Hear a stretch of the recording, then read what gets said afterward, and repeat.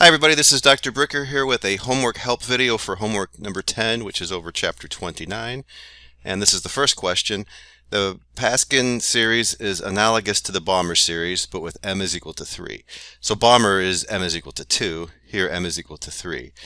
Calculate the wavelength of the first member of this series when we go from 4 to 3. So we're going from energy level where n is equal to 4 down to the level where it's equal to 3. So n would be 4 and m would be 3. Let's take a look at this.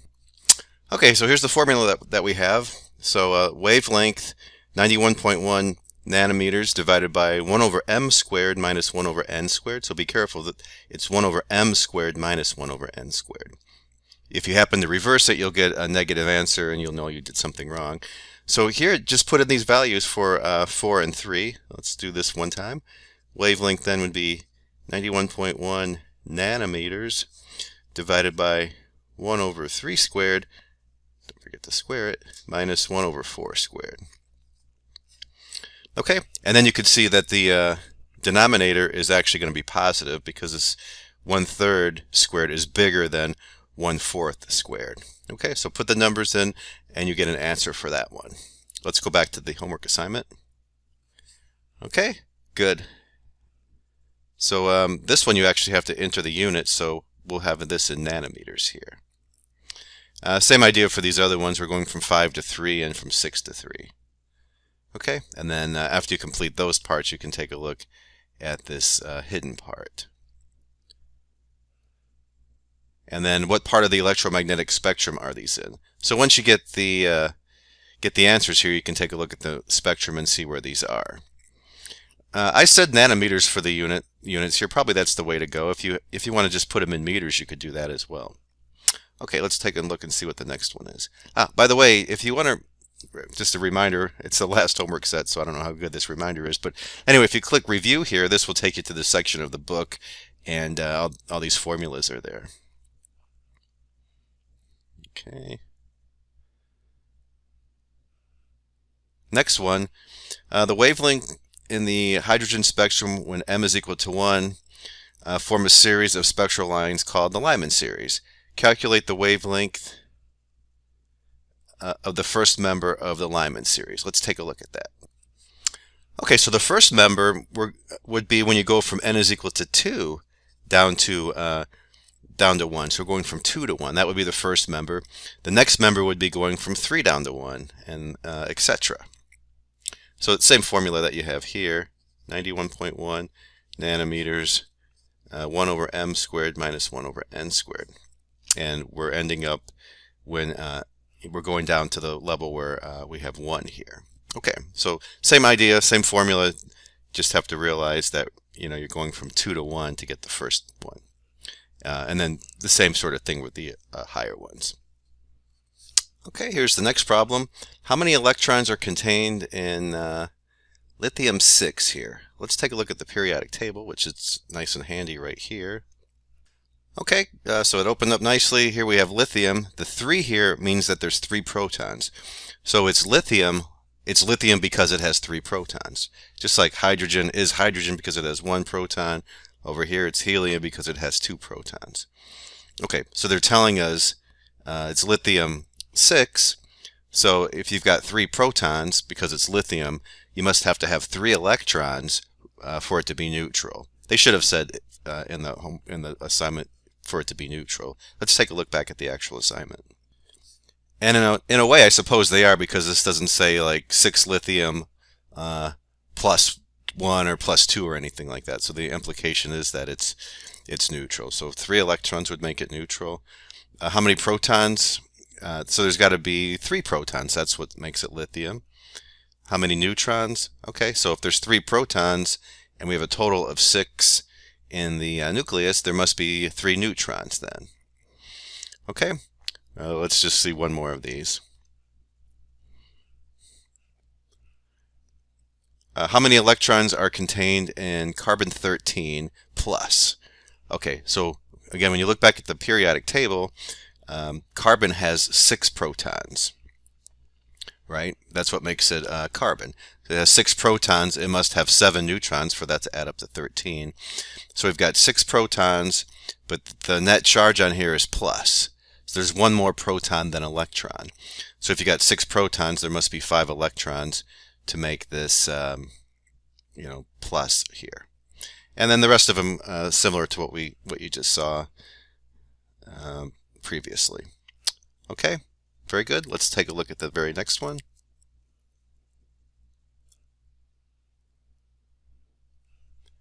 What wavelengths are present in the emission spectrum here? Okay, so this is a kind of a generic energy diagram of a simple atom. So this is not hydrogen, this is some other simple atom. We want to look at the emission spectrum. So the emission spectrum, the possibilities that you have, you can go from 3 down to 1, you can go from 3 to 2, or you can go from 2 to 1, and we've got to calculate the wavelength of those 3. Let's take a look at that. Oh, and while we're at it, what wavelengths appear in the absorption spectrum? So you're not going to have all those in the absorption spectrum, right? The absorption spectrum, you're only going to have, remember what's happening, electrons gain energy and goes up. So almost all the time they're in the lowest possible state. So the absorption spectrum is only going to have 2 wavelengths, going from 1 to 2 and going from 1 to 3. 1 to 3 and 3 to 1, that's the same wavelength. 1 to 2 and then 2 back down to 1, that's the same wavelength. So once you do the calculations in part A, you'll have those numbers. Just realize the one that you're not going to enter is the 2 to 3 or 3 to 2. Same number there. Okay, let's take a look at the formula. Okay, so we've seen this before. The difference in energy, and we'll use our nice fancy way of writing this, hc over the wavelength. So the wavelength is hc, the wavelength is hc over the difference in energy, and we can use our fancy 1240 eV nanometers, and then you'll have to supply the difference in energy, and you get that from the energy diagram. Let's take a look at that quickly. Okay, so for example, let's do the 3 down to 1. The difference in energy would be 4, so 4 minus 0. So you can take that, 4 minus 0, that's the difference in energy, plug it into the formula that we just did, that will give you the 3 to 1 line. The 2 to 1 line would be 1.5 minus 0, so 1.5 EV, stick that in for the difference in energy. And then the other one would be, you're going from 3 down to 2, so the difference in energy would be 2.5 EV, and then plug that into the formula for the difference in energy. So all of them are 1240 EV nanometers divided by the difference in energy. And then part B, as I said, you just won't have the 1 wavelength when you go the 2 to 3 transition. Okay, good. And these answers are in nanometers, which our number will come out in nanometers if you look at the units. Okay, next one. Here are the allowed energies, 0, 4, and 6. What wavelengths appear in the emission spectrum? So this is really the same problem. They just didn't draw out the nice energy diagram. So 0, 4, and 6. You just have to get the difference in energy between those. If you want to sketch this out, it's just like the previous problem. It's just the numbers are different. Ground state, first excited state, second excited state. And same idea then for the absorption spectrum. Okay, very good. Enter in nanometers again. Next one. Researcher observes, hydrogen emitting photons of 2.5 eV, 2.55 eV, and it's hydrogen. Okay, good. For the steps and strategies, you can take a look at this video tutor solution. That's the author of the book actually working on a similar problem. Okay, and let's see, we want to know what are the quantum numbers of the 2 states involved in the transition of these photons, and enter your answer separated by commas. So we want to know which N1 and N2 will give you 2.55 eV. Let's take a look at this. Okay, so this is section 29.4 of the book, and I think the easiest way to do this problem is to just look at these associated energies, like n is equal to 1, we know it's negative 13.6, n is 2, negative 3.4. We need to figure out which one of these gives a difference of 2.55 eV. Okay, so it's definitely not going from 2 to 1. That's a lot bigger than 2.55. But what happens if you would go from, say, 4 down to 2? Now, if you do the math, you'll see that the difference between those is actually 2.55. So negative 0.85 minus negative 3.44, that difference in energy is 2.55. So no calculations really involved with this one. Just kind of take a look at this energy diagram and see which transition from higher to lower corresponds to 2.55 when you subtract them. So it's from 4 to 2. Okay. All right, back to the homework. And then just to pull that part of the book up, I just hit review and it took me right to that section of the book. Okay, next one. Let's see, a hydrogen atom is excited from its ground state to n is equal to 4. The atom subsequently emits 3 photons, one of which has the wavelength of 1882 nanometers. What are the wavelengths of the other 2 photons? Okay, let's take a look at this.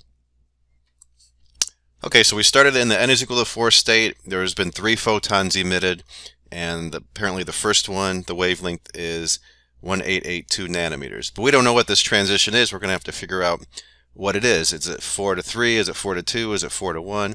But we can do that because we know the wavelength here. So the difference in energy, 1240 eV nanometers divided by the wavelength. Okay, good. So we've seen this before. What we want to do is figure out what this difference in energy is. So we actually worked on a similar problem, a few of them actually earlier. Okay, so they're telling us the wavelength in this one. In a lot of other problems, we were given the difference in energy, had to figure out the wavelength. Here it's a little bit different. We want to figure out the difference in energy, and from that we'll know what transition occurred. Okay, so difference in energy then, whoops, 1240 eV nanometers divided by the wavelength, and that was given in the problem. You might have a different number, so just be careful. And this will give us the difference in energy. So let me punch it into my calculator. 1240 divided by 1882 is 0.65 or so, 0.659 maybe. And the nanometers cancel out, and we're left with eV. So let's take a look at the energy diagram for hydrogen and see which transition corresponds to about 0.66 eV. Okay, good. So here's this table again that you've seen. We're starting at 4, and here's the energy minus 0.85. Which one of these, from 4 to 3, 4 to 2, or 4 to 1, corresponds to 0.66 eV? And you can see it's actually the 4 to 3 transition here. So 0.85 to 1.51. The difference in energy there is 0.66. Right? Here's how you can do it in your head. Add 0.15 to this, and you get 1, and then another 0.51 to go. So 0.15 plus 0.51 is equal to 0.66. So the first one had to be going from 4 to 3. Okay? So now that we're at 3, now that we know that we're at 3, we can figure out what it takes to go from 3 to 2, and then from 2 to 1. Those will be the other possible 2 photons starting in this n is equal to 3 state. Okay, so we want to figure out the wavelength associated with that. So when you go from 3 to 2, you can get the difference in energy, and so that's just a number. And then going from 2 to 1, there's a difference in energy. So maybe we'll do one of those. So let's take a look at that. Okay, so you just saw when we went from 3 to 2, the difference in energy between n is equal to 3 and n is equal to 2, 1.89 eV. So we want to figure out the wavelength that's associated with that transition. So Hc divided by the difference in energy. Hc is 1240 eV nanometers, and then the difference in energy, 1.89 eV. The EVs cancel out. So when you put this in here, I did it a few minutes ago, I got something like 657 or so nanometers. Okay, And then you'll have to do the same thing going from 2 to 1. Figure out the difference in energy between 2 and 1, put it back in this formula. So hopefully you're enjoying this HC 1240 EV nanometers. It does save a lot of time. You don't have to put H in every time and C in every time. Most of these answers are in nanometers, so it actually works out pretty well for us. Okay, let's take a look at the next. Okay, list all the possible quantum numbers for numbers m for the 3p state. Okay, so let's take a look at this and see what it means. Here and the next part is the 3d state. You just have to know what these things mean. And then again, you can hit review to go to that whole section. Okay, let's take a look at it.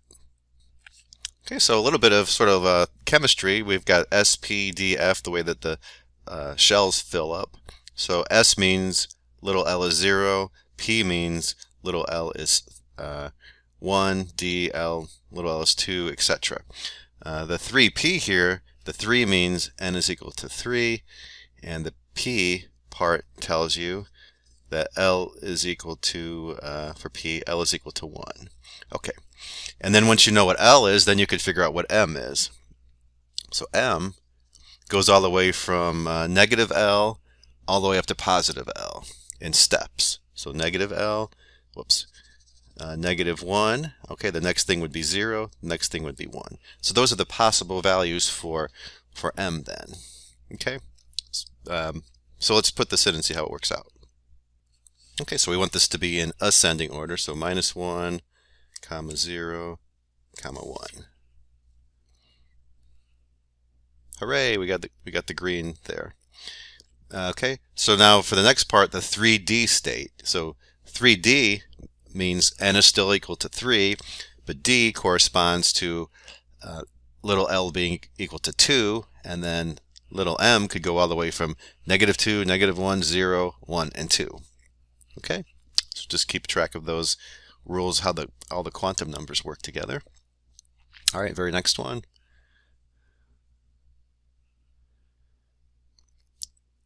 What is the angular momentum of hydrogen in the 4p state? Give your answer in multiples of h. And then the next part, what is the angular momentum of the 5f state? Give your answer in multiples of h bar. Sorry, I think I said h bar. Okay, wow, we're really getting somewhere when we start talking about h bar. Okay, let's take a look at the formula and see how this works out. Okay, so we're kind of decoding what these quantum numbers mean.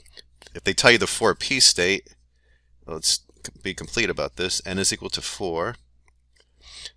P will tell you what little l is.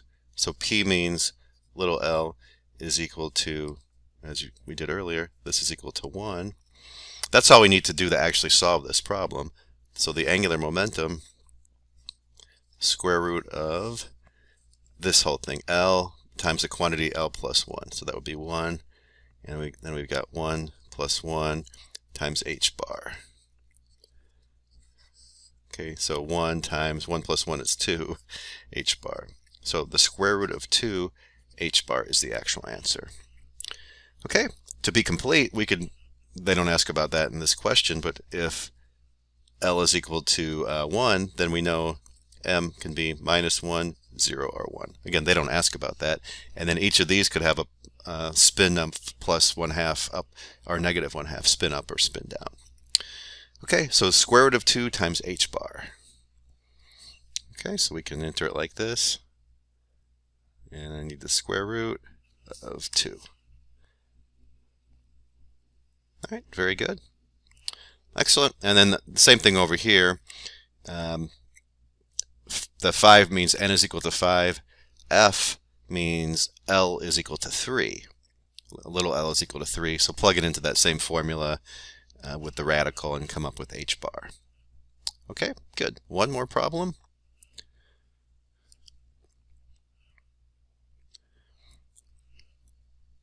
Okay, so this actually has everything in it. This is a nice synopsis of everything that we've done.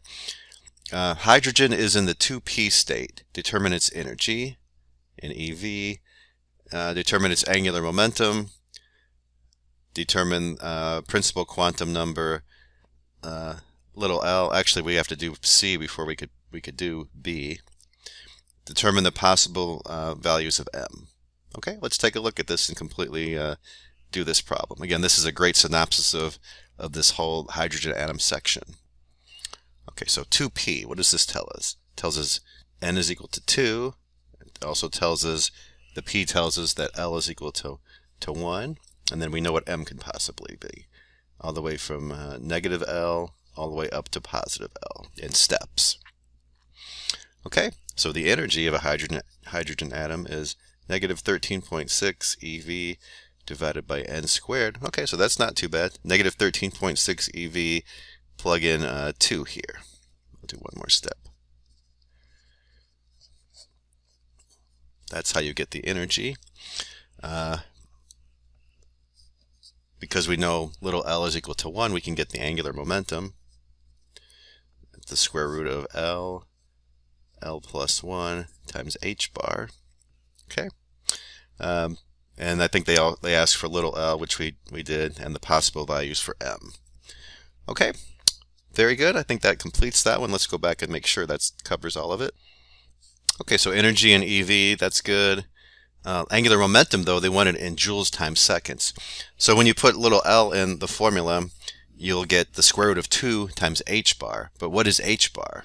So they don't want this in terms of h bar. You have to actually put in the value of h bar. So whatever you get times the square root of 2 times h bar will be the square root of 2 times h bar. And when you look up h bar, it's something like, let me see, 1.06 times 10 to the minus 34th joules times second. So make sure this is not in terms of h bar. You have to actually multiply it by h bar. Okay. All right, good. We did that one, and we did the possible values of M. Okay, excellent. If you have any questions, just email me, and I'll talk to you soon. Bye-bye.